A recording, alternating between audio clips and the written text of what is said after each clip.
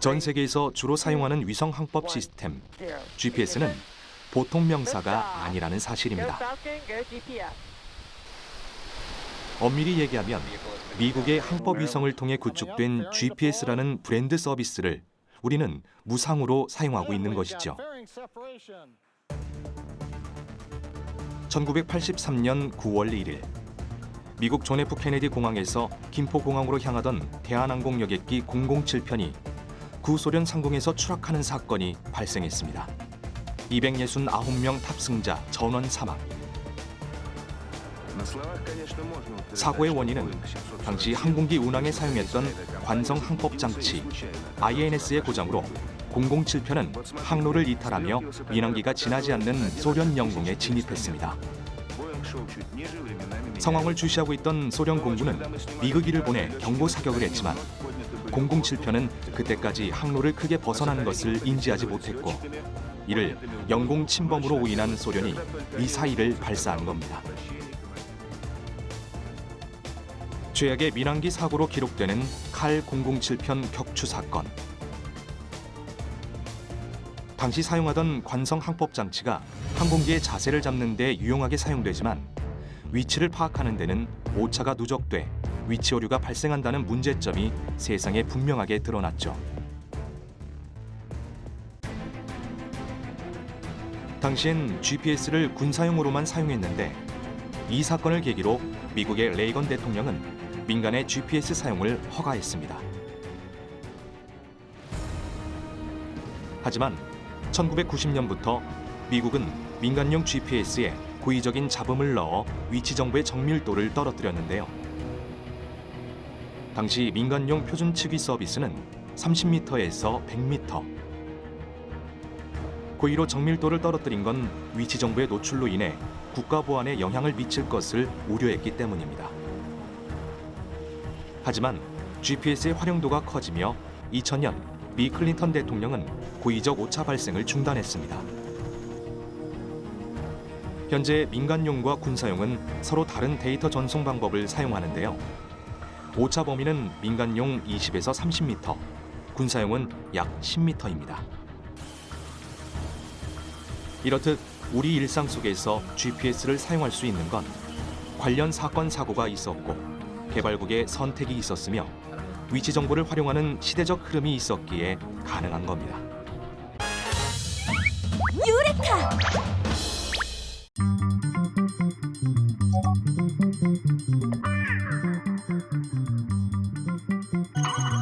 잠깐만, 그러면 이거 바코드도 그리면 인식이 되는 건가? 아니야. 아니긴 뭐가 아니야. 그렇게 순간의 말실수로 다시 시작된 고생길. 저는 요걸 도전해 보도록 하겠습니다, 바코드. 그렇게 도전 시작. 먼저 종이를 고정하고 선부터 그려보는데 근데 이거 이제 작업 들어가려고 하고 보니까 바코드 이게 지금 선의 굵기가 다 다르거든? 혹시 이게 굵기에 따라 뭐 인식되는 게 다르겠지? 보통 바코드는 크게 두 부분으로 구성되어 있는데요. 위에 있는 흑백의 선들은 바로 제품 정보를 담고 있는 이진수를 표시한 것입니다. 그중 백색 부분인 곳은 0을 의미하고 흑색 부분의 경우 가장 얇은 것이 1, 2배로 굵은 것이 11, 3배로 두꺼운 것이 111. 이렇게 숫자가 커질수록 바의 두께도 두꺼워진다고 하네요. 이거 굵기가 다르면 아예 인식이 안 되겠네. 세심한 작업이 필요한데 그래도 외제차니까 이런 것도 해내야지. 과학 다반사 녹화 이래 최고의 집중력을 보여주는 우리의 MC. 외제차를 받겠다는 일념 하나로 심혈을 기울여 보는데 오케이, 지금 선은 얼추 다 그렸는데 이건 밑에 있는 이거 바코드 숫자도 적어야 돼? 근데 잠깐만, 이 바코드에 있는 숫자는 뭐야? 그것은 바로 위에 이진수 정보를 환산한 십진수인데요. 맨 앞에 세 자리는 물건이 만들어진 국가의 국가 코드. 그 다음 네 자리는 제조업체 코드. 나머지 5개의 숫자들은 상품의 종류. 마지막 한 자리는 오류 검증 코드입니다. 참고로 우리나라의 국가 코드는 880인데요. 아까 고른 바코드 시작 번호가 880인 걸로 봐서 외제차는 이미 물 건너간 듯. 하지만 이 사실을 모른 채 열정을 불태우는 한 사람. 다 그렸습니다. 외제차 바코드 완성. MC 한현민의 땀과 한이 서린 바코드. 그럼 이제 이거 인식을 한번 해봐야 되는데 이게 되려나 모르겠네. 좀 떨리네. 떨리는 마음으로 가져다 대는데 과연 그 결과는?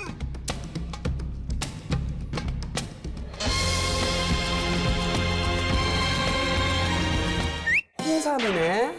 그렇게 외제차는 떠나갔다. 하지만 중요한 건 그린 바코드도 인식됐다는 거 아니겠어요? 유레카!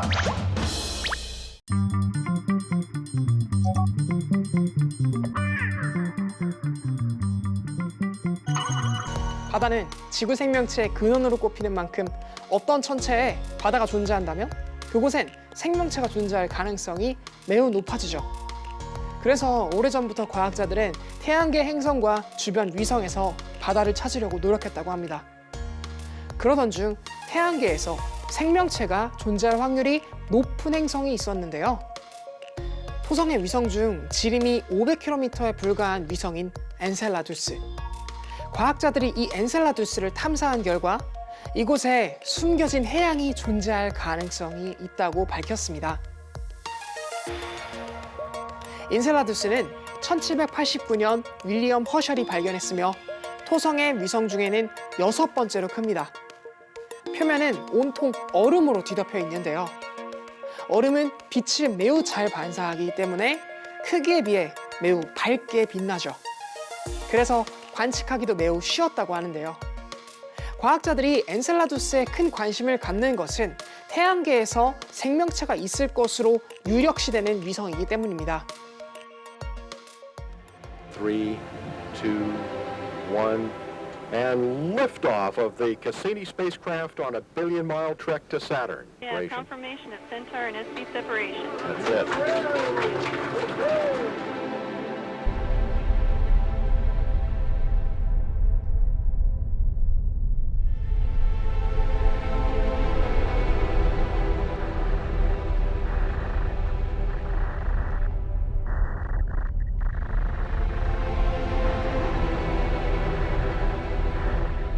당초 얼음왕국쯤으로 인식됐던 엔셀라두스는 2005년 우주 탐사선인 카시니오 덕에 그 가치가 확 바뀌게 되었는데요.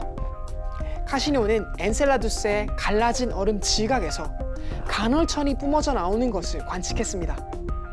간헐천은 뜨거운 물과 수증기가 주기적으로 분출하는 온천으로 초당 200kg의 얼음과 수증기가 분출하는데 엔셀라두스는 워낙 중력이 약하고 대기가 없어 수백 킬로미터 높이까지 솟구친다고 합니다. 그러니까 엔셀라두스의 갈라진 얼음 지각에서 간헐천이 뿜어져 나오는 것은 그 아래에 바다가 있다는 강력한 증거가 되는 것이죠. 이후 2015년 카시니오는 엔셀라두스 표면 아래 49km 깊이에서 포착한 수증기 기둥을 분석했습니다. 연구팀은 수증기의 96%에서 99%를 차지하는 물을 제외한 가장 비중이 높은 성분이 지구의 심해처럼 수소라는 점을 주목하고 있는데요. 수소는 이산화탄소와 화학 반응을 일으켜 미생물의 필수 에너지원인 메탄을 생산하기 때문이죠. 수증기 기둥에서 수소 농도가 다른 기체보다 높게 나온 데다가 미량의 이산화탄소의 메탄도 확인돼 생명체가 발생하는 데 적합한 여건을 갖추고 있다는 게 연구팀의 판단이라고 합니다. 엔셀라두스가 태양으로부터 멀리 떨어져 있어서 생명체의 광합성이 어렵다고 생각하시는 분들이 많을 것 같은데요. 하지만 지구 심해의 온천도 빛 없이 수소와 이산화탄소가 만드는 메탄으로 박테리아 등 생명체가 존재하듯이 엔셀라두스의 바다도 같은 환경 조건을 갖추고 있어 미생물이나 이들을 먹고 사는 해양 생명체가 살 가능성이 높다는 것이죠.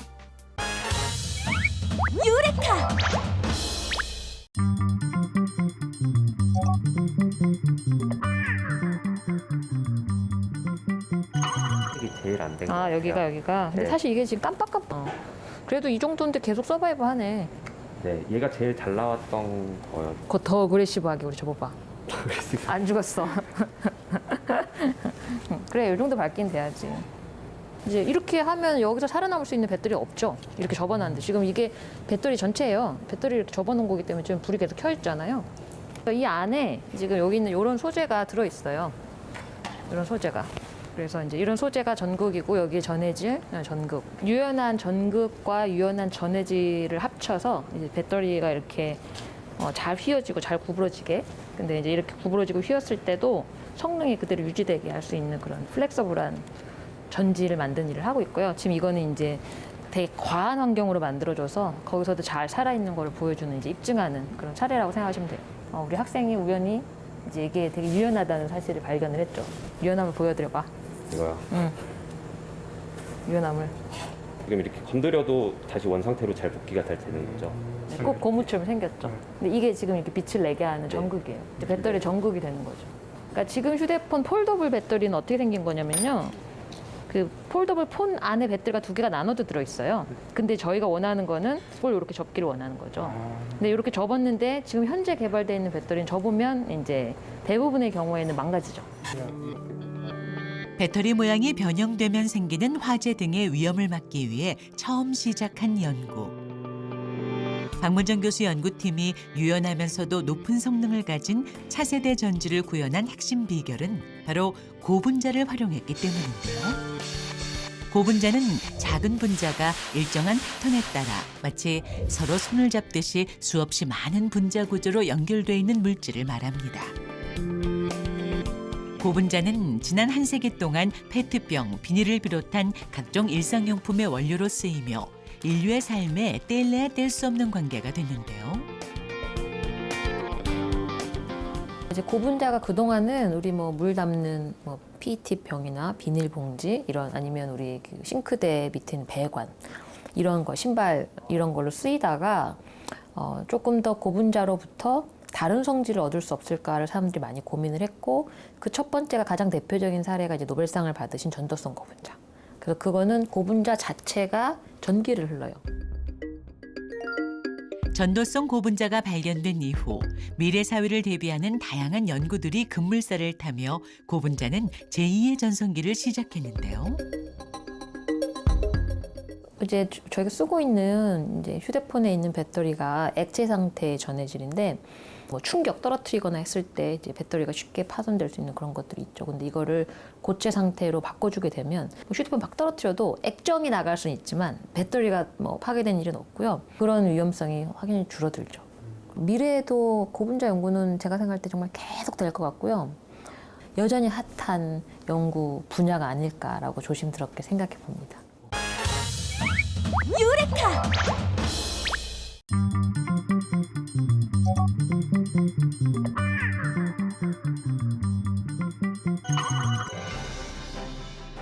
KPS. 우리가 구축하려는 한국형 GPS의 정식 명칭입니다. 2018년 제3차 우주개발진흥기본계획에 이름을 올리며 존재감을 알렸죠. KPS는 한반도 상공을 도는 위성을 활용해 보다 정밀한 항법 정보를 제공하는 지역 위성 항법 시스템입니다. 크게 우주 시스템과 위성 항법 서비스를 통합 관리하는 지상국 시스템, 그리고 사용자 시스템으로 구성되는데요. 우주 위성 시스템이 항법 신호를 보내면 지상국에서는 이를 보정해 다시 위성으로 보내고 위성은 이를 사용자에게 제공하는 겁니다. 서울 반경 1000km의 오차 범위 1m 미만의 정밀한 위치 정보를 서비스할 수 있죠.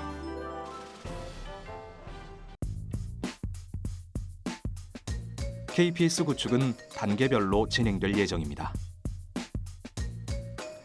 1단계에서는 항법용 주파수 확보와 위성 항법 탑재체 개발이 이루어집니다. 2단계는 지상국과 검증용 항법 위성을 개발하고 2027년에 첫 위성을 발사하는 것을 목표로 하고 있죠. 3단계에서는 마지막 위성을 발사하는 것을 끝으로 시스템 구축을 완료할 계획인데요. 계획에 따라 본격적인 시스템 개발에 착수한다면 2035년엔 KPS 서비스를 누릴 수 있을 것으로 기대하고 있습니다.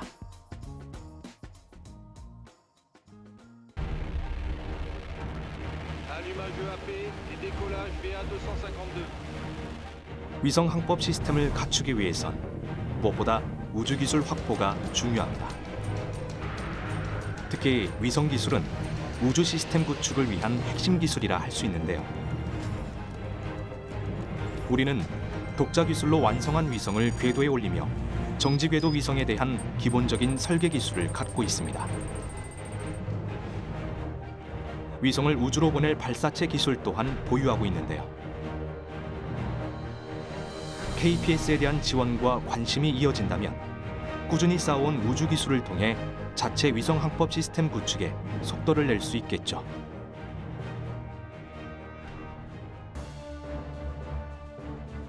위성 항법 시스템 운영을 위해 해결해야 할 숙제도 있습니다. 이미 선발주자들이 선점하고 있는 항법용 주파수와 위성 궤도를 확보하는 일인데요. 우리나라는 GPS 보정 시스템인 카스를 이용하면서 KPS를 추진하는 투트랙 전략을 구상하고 있습니다. 이는 한미 공조나 국익에 도움이 될 것으로 예상하고 있죠. 위성 신호가 가진 한계점을 보완하는 것도 필요합니다. 전파 세기가 약한 위성 신호는 늘 간섭의 위험에 노출돼 있습니다. 해킹 가능성이 크다는 겁니다. 가짜 GPS 신호를 실제 신호보다 높은 세기로 전송해 상대방을 속이고 자신이 원하는 대로 조정할 수 있죠. 이를 GPS 교란 혹은 GPS 기만이라고 하는데요. 이러한 문제를 해결할 수 있도록 보안 기술을 확보해 GPS와 KPS의 신뢰성을 높인다면 보다 정확하고 안전한 정보를 얻을 수 있을 겁니다. 유레카!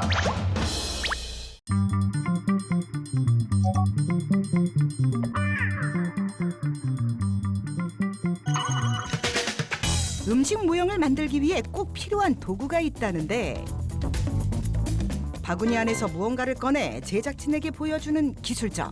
대체 어디에 쓰는 물건인고? 틀에다가 저희가 쓰고 있는 특수 용액이 있거든요. 거기를 부어가지고 성형시킨 다음에 그 위에다 착색한 다음에 그 다음에 코팅해가지고 완성시키는 겁니다. 실리콘 틀에 음식 모형의 원료가 되는 액체 상태의 합성 수지를 붓고 조심스레 오븐에 넣는 기술자. 굽는 과정이 끝나면 그대로 오븐에서 꺼내 잠시 열기를 식혀주고 찢어지지 않도록 조심조심 틀에서 꺼낸다. 금방이라도 노른자가 톡 터질 것만 같은 달걀 프라이 완성! 그런데 이 노란 알갱이들의 정체는 무엇? 요거 콩나물 머리입니다. 콩나물 모르예요? 예예예. 이제 완성된 콩나물 대가리를 줄기와 만나게 해줄 차례. 뜨거운 열을 가한 후 두 모형을 합쳐서 꾹꾹꾹 눌러주면 모양부터 색감까지 영락없는 콩나물이다. 곧바로 다음 작업에 돌입. 이번에는 네모난 주황색 물체를 일정한 크기로 자르더니 뜨거운 바람을 뿜어준다. 자연스럽게 모양을 잡아주려고 열기로 해준 다음에 식혀준 겁니다. 하나하나 정성 들여 만든 재료가 모여 어느새 제대로 된 모습을 갖춰가고 있는데 김밥 완성입니다. 멀리서 보나 가까이에서 보나 도무지 모형이라는 게 믿기지 않는 비주얼. 대체 이렇게까지 감쪽 같을 수 있는 비결이 무엇일까? 기술자들이 꼽는 이유는 바로 이 채색 과정. 음식 본연의 색을 그대로 살려야 하므로 제조 과정 중 가장 중요한 부분이란다.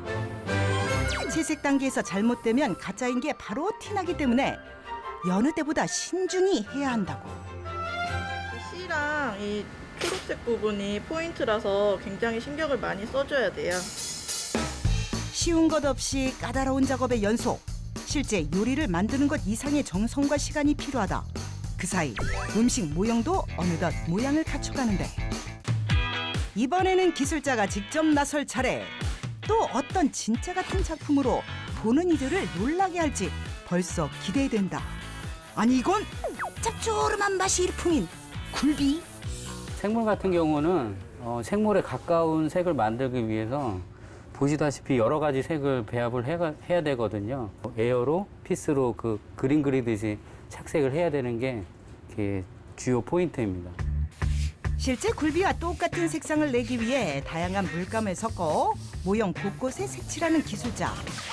비늘을 표현하기 위해 붓으로 하나하나 세세하게 그려줘야 하므로 시간과 정성이 배로 소요된단다. 그런데 갑자기 장갑으로 굴비 모형을 두드린다? 장갑에 보면 이 면이 그 물고기의 면이랑 유사해가지고 그 비닐 하나하나 그리기에는 좀 무리가 있으니까 요거를 이용해가지고 지금 착색을 하고 있습니다. 계속되는 인고의 시간, 굴비 한 마리를 착색하는 데에만 무려 3시간이 소요된단다. 긴 시간이 흐른 뒤 어느덧 완성된 굴비 모형. 자, 다 됐는데 진짜 같나요? 굴비 모형이 만들어지는 과정을 처음부터 쭉 지켜봤지만 아무리 봐도 모형이라는 사실이 믿어지지 않을 만큼 진짜 굴비 같은 모습. 유레카!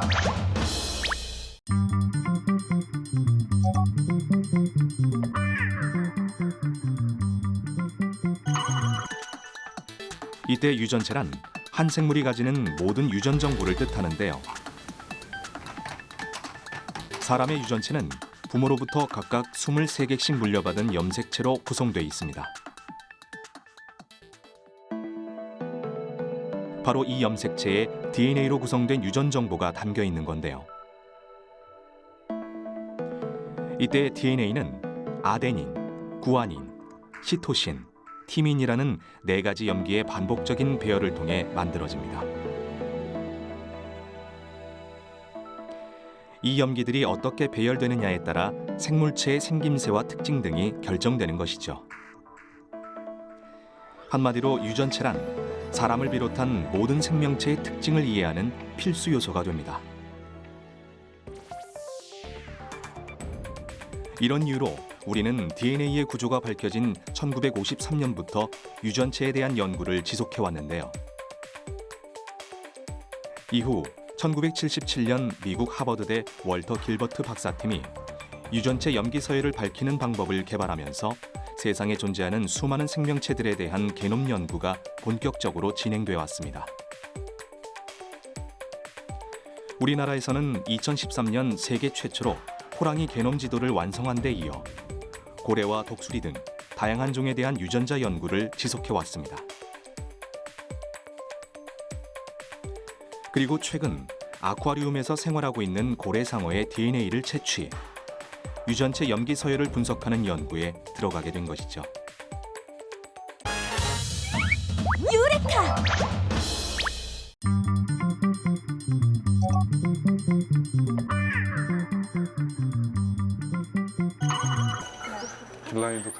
생물의 몸을 이루는 수많은 세포들 중 아주 특별한 역할을 맡은 세포를 분리하기 위해 실험이 한창인 연구실.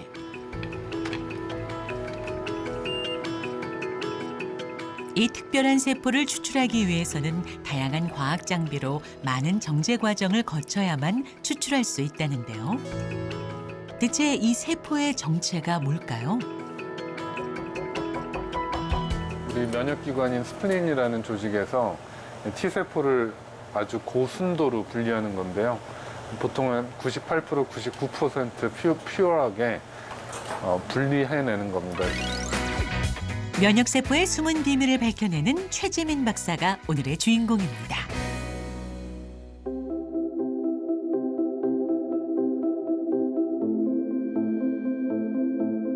우리 몸의 면역을 담당하는 T세포를 고순도로 분리하기 위해 여러 과정을 거쳤지만 아직 준비에 불과하다고요.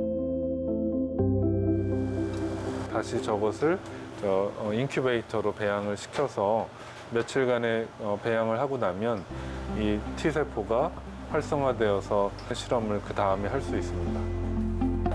유의미한 실험 결과를 얻기 위해선 한두 개가 아니라 수만여 개 이상의 세포가 필요하기 때문에 배양기를 통해 세포를 증식시키는 과정이 필요합니다.